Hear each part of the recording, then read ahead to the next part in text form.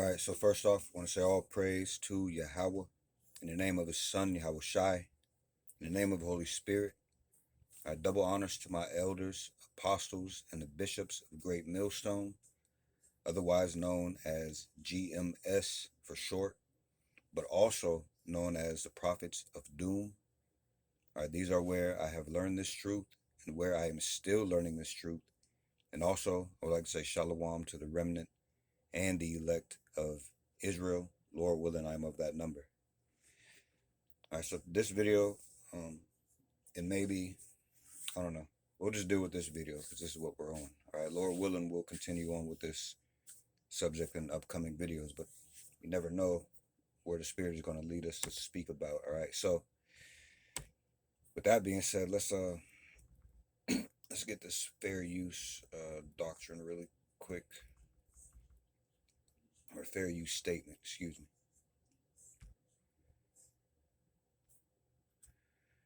All right, fair use. Copyright disclaimer under Section 107 of the Copyright Act of 1976. Allowance is made for fair use for purposes such as criticism, comment, news reporting, teaching, scholarship, education, and research. And like the brother in UK, Hakanan, I believe, um, Salakia, if I'm getting the name wrong. All right, his channel is I can't even remember the channel right now. I'm drawing a blank. Anyway, as he says, all right, also, all right, prophecy. We use these things for prophecy. Okay. So fair use is a use permitted by copyright statute that might otherwise be infringing. All rights and credit go directly to its rightful owners. No copyright infringement is intended. And Lord willing, I'll get that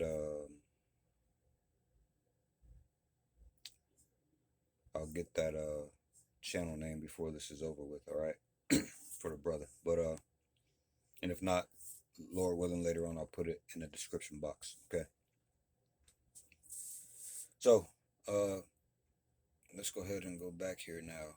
What we spoke about the other day was Revelation 13 verses 16 to 17, and speaking about the MOTB.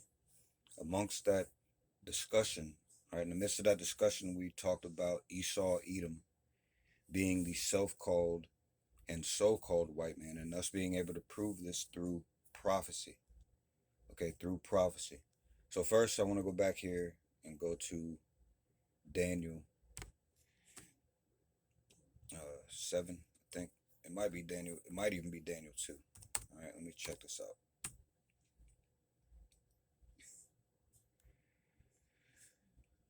Okay.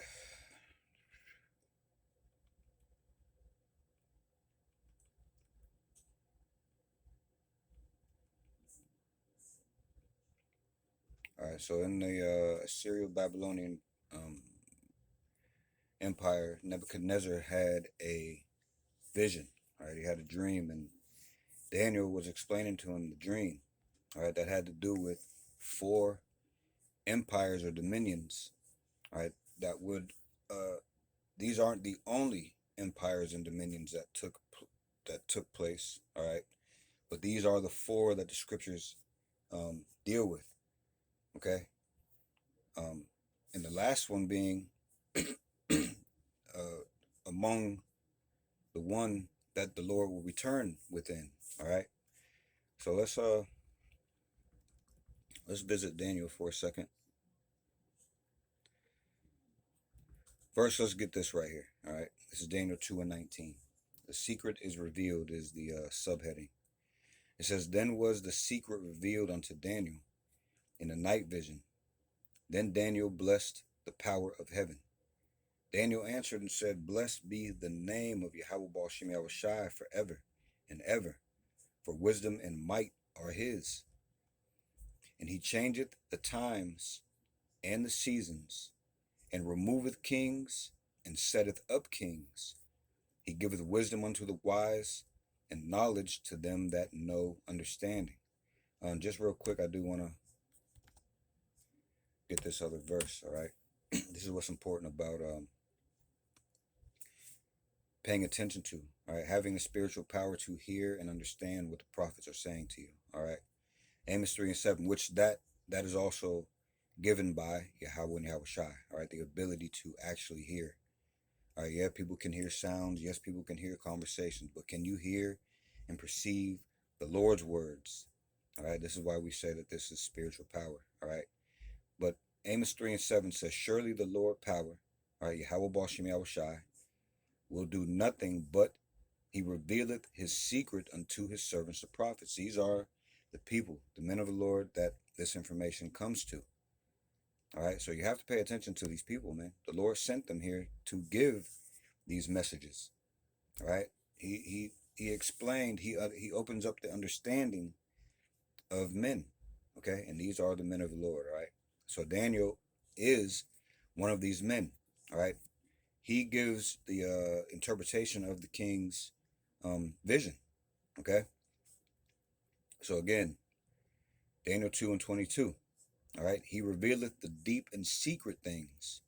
He knoweth what is in the darkness, and the light dwelleth with him. Okay, so let me jump down here to Daniel.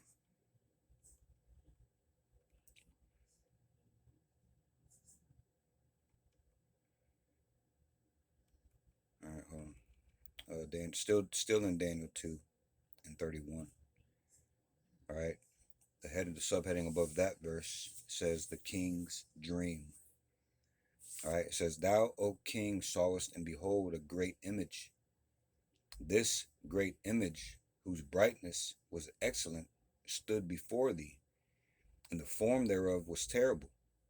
This image's head was of fine gold, his breast and his arms of silver, his belly and his thighs of brass, his legs of iron, his feet part of iron and part of clay.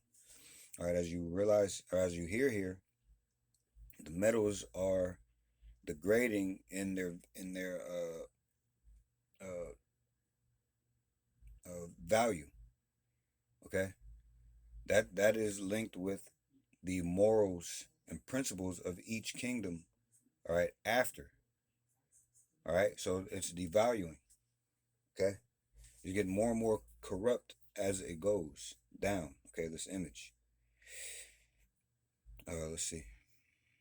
Where am I at now? Daniel 2 and 34. All right.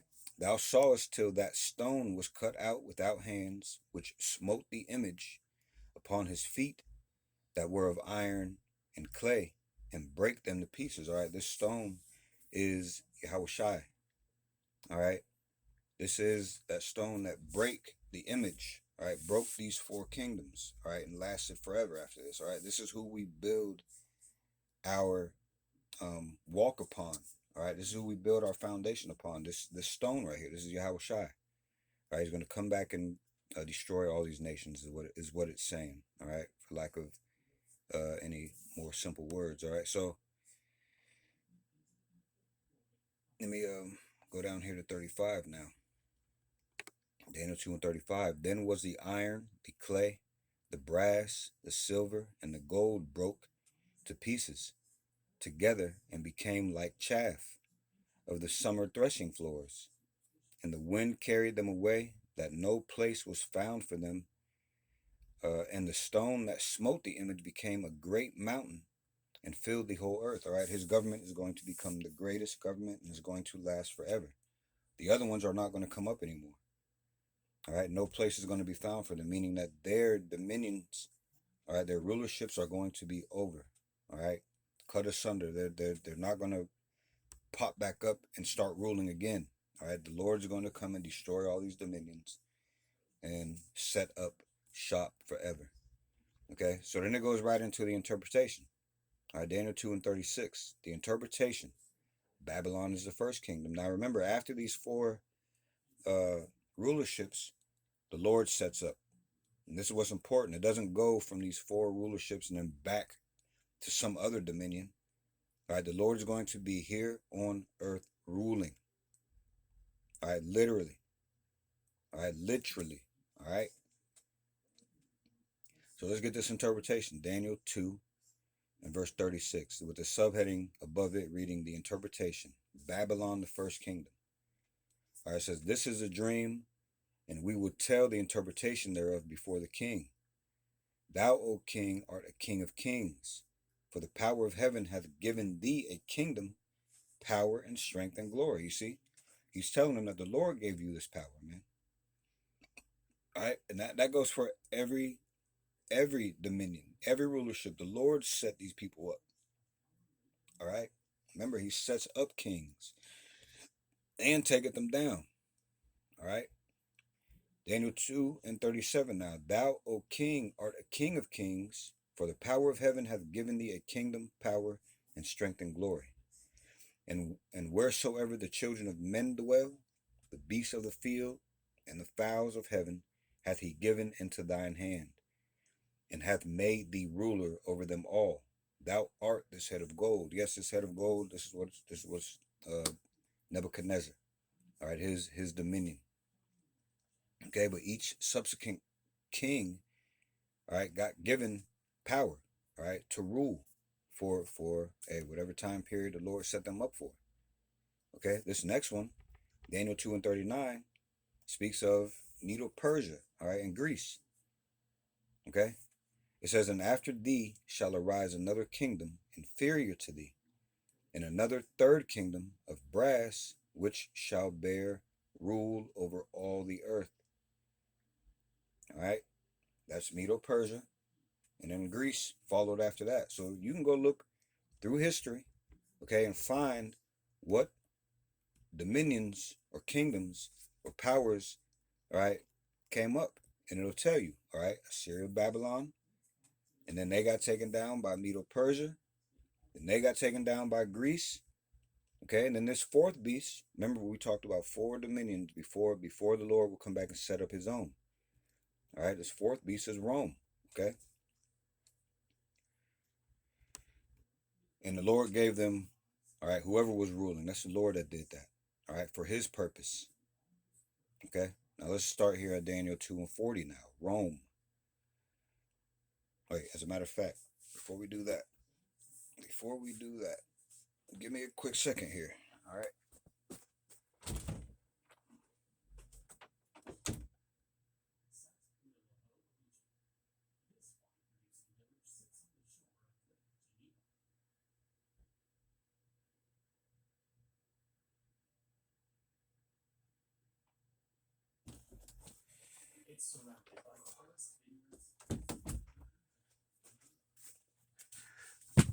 All right, if we go here to which is another important part of the scriptures, all right? This is canon, which is the Apocrypha.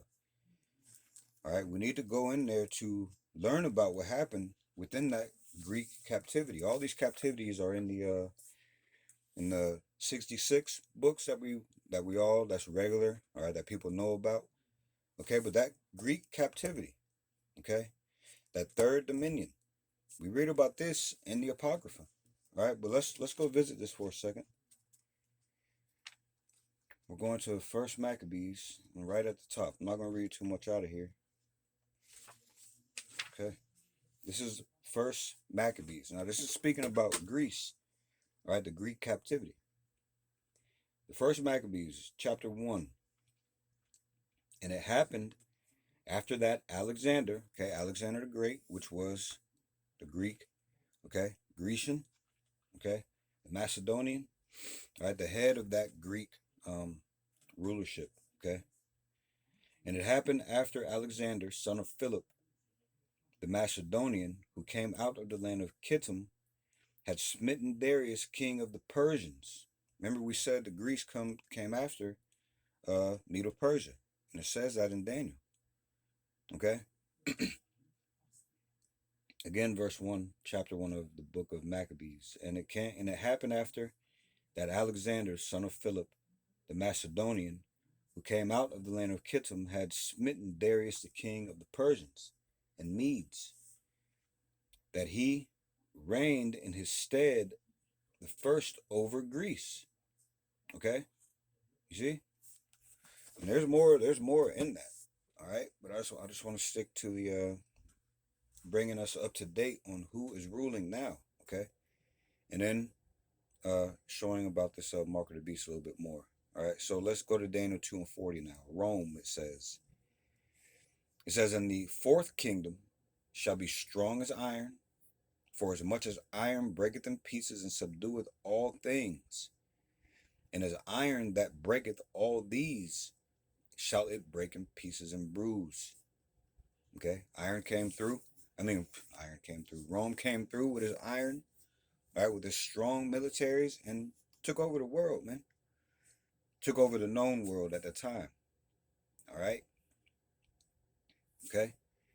So Daniel 2:41 now. And whereas thou sawest the feet and toes, part of the potter's clay and part of iron, all right, the weak and the strong that they're trying to, all right, gather together, all right, but the weak aren't going to be able to mingle with the strong, all right. These people are all turning in amongst each other now, all right. This rulership now that's in power, this Edomite rulership, all right, they're all turning in amongst each other and warring against each other, all right. But when the time comes upon the Lord's reappearance, they're all going to stop fighting each other and try to fight the Lord. But it's going to be for nothing, man. As it said up here, all right, the Lord is going to wipe out, he's going to smash all of these kingdoms.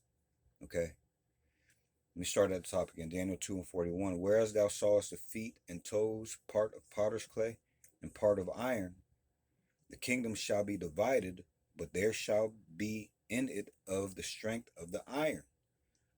For as much as thou sawest the iron mixed with miry clay, as the toes of the feet were part of iron and part of clay, so the kingdom shall be partly strong and partly broken. Okay. And whereas thou sawest iron mixed with miry clay, they shall mingle themselves with the seed of men. All right, Esau, Edom, their empire is going to try to gain alliances amongst these other nations. All right, it's not going to work. Okay, it's not going to work. But they shall not cleave to one to another, even as iron is not mixed with clay. All right, that was all in Daniel 2:43. Then it goes into the divine kingdom. Okay, and this is a very key statement here at the beginning of verse 44. And in the days of these kings shall the power of heaven set up a kingdom which shall never be destroyed, and the kingdom shall not be left to other people, but it shall break in pieces and consume all these kingdoms, and it shall stand forever. Okay, so among the time of these kingdoms, all right, specifically in this last kingdom, Rome, all right, the Lord is going to set up his kingdom. He's going to break in pieces all these other kingdoms, and he's going to set up shop forever. Okay, let's get that in NLT really quick, and then we'll show how where this picks up at in Revelation. All right, chapter 13. But here in Daniel 2:44 in the NLT first, it says, during the reigns of those kings, the power of heaven will set up a kingdom that will never be destroyed or conquered. It will crush all these kingdoms into nothingness, and it will stand forever. All right, but what it left out there is that key point over there in the King James where it says, and the kingdom shall not be left to other people, because it's all for the Israelites. It's all for Yasharallah. Okay? Now keep that in mind about Rome, because I know, well, a valid question in your head should be, all right, is Rome, all right, this isn't Rome, okay? What do you mean Rome? All right, well, let's visit Daniel 7 first. All right, let's visit Daniel 7 first. Because there's something very key here, all right? And that's a valid question, all right? Your questions, if they are sincere and they lead to more understanding or edification, bring them up, okay? You shouldn't just be going through things and then when something is off or when your understanding is off, you just throw it to the wayside. It's important to ask questions, to ask the right questions, okay? So what do we mean Rome? Why are we bringing up Rome and the Lord setting up a shop? And people can even say, well, that didn't happen because Rome's gone now, all right? These are all valid questions, but you have to listen for the answer, all right? You have to listen for the answer. So, in Daniel 7, the heading of Daniel 7 is the four beasts.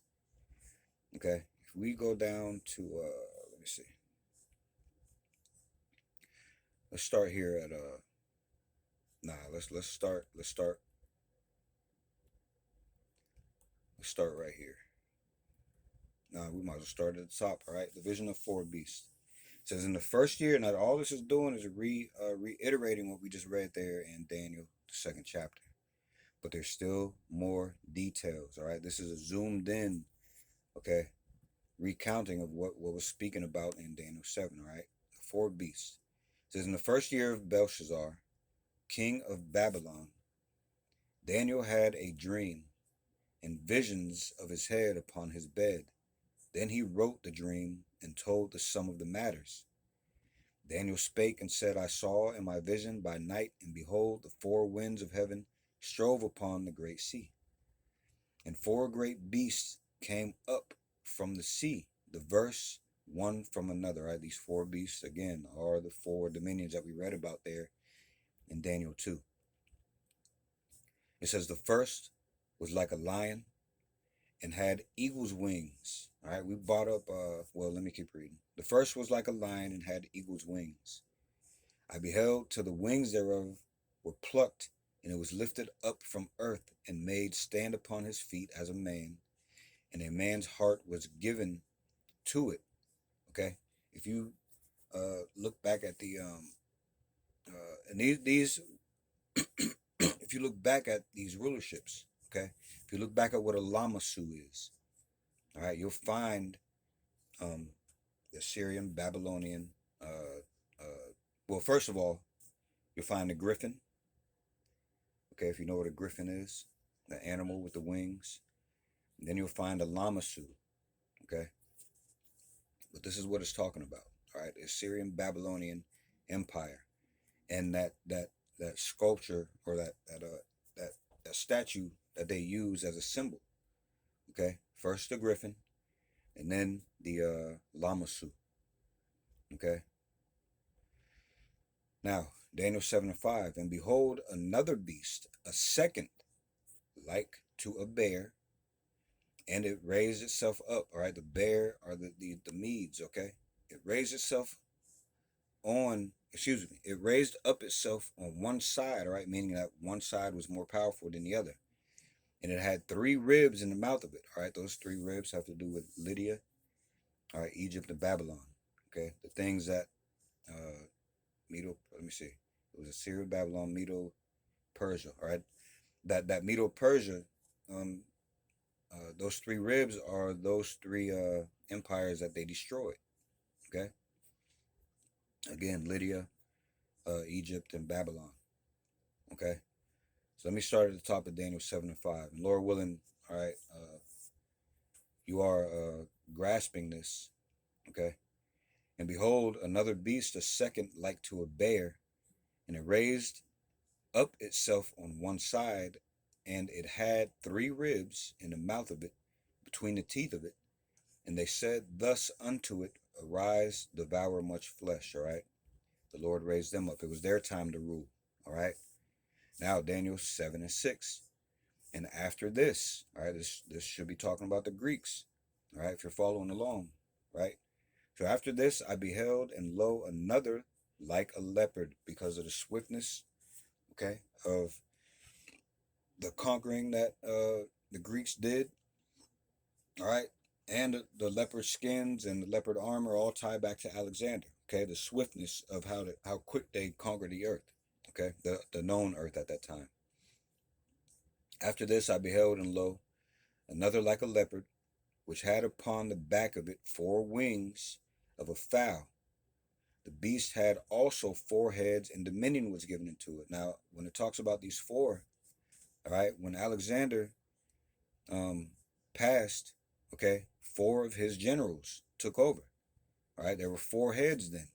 All right, and they even started warring amongst each other. But that's for another lesson. We're gonna stick to this, okay?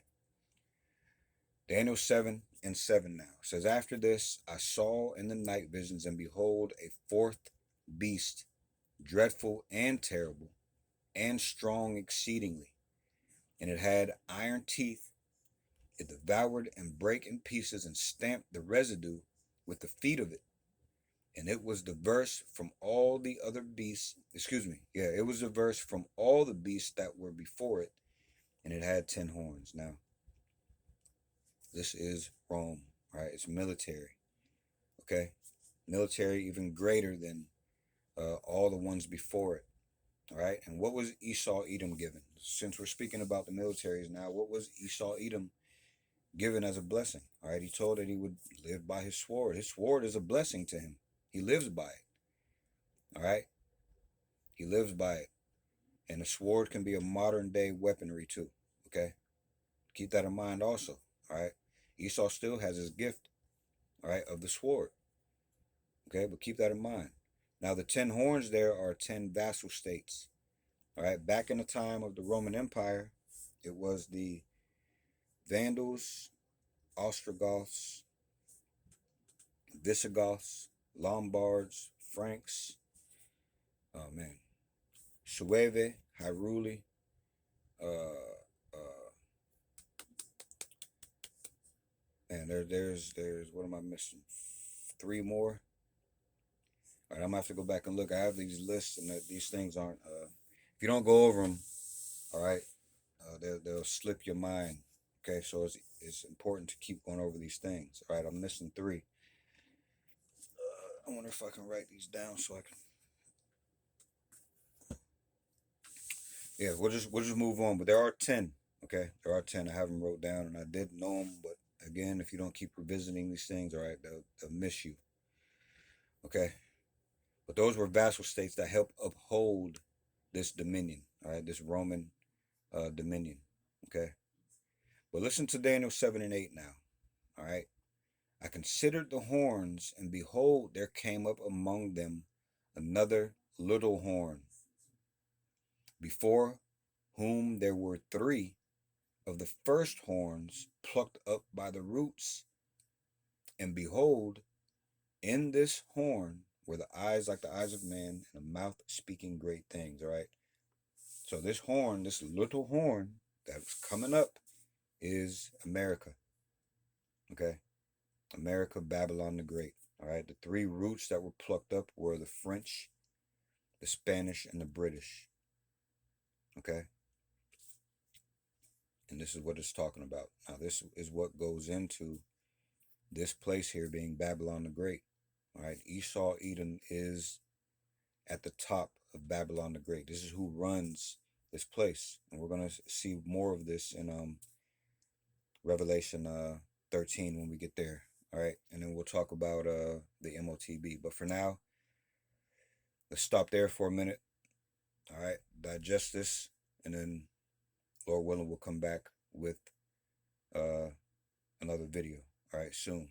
With that, I hope this came through as edifying. All right, I hope this came through as sincere.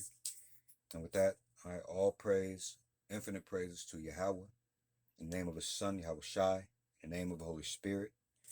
All right, double honors given to my elders, apostles, and teachers of great millstone. All right, who I have learned this truth and where I am still learning this truth. All right, and also I want to say shalom to the remnant and the elect of Israel. Lord willing, I am of that number, and Lord willing, we'll see you in the next video. Shalom.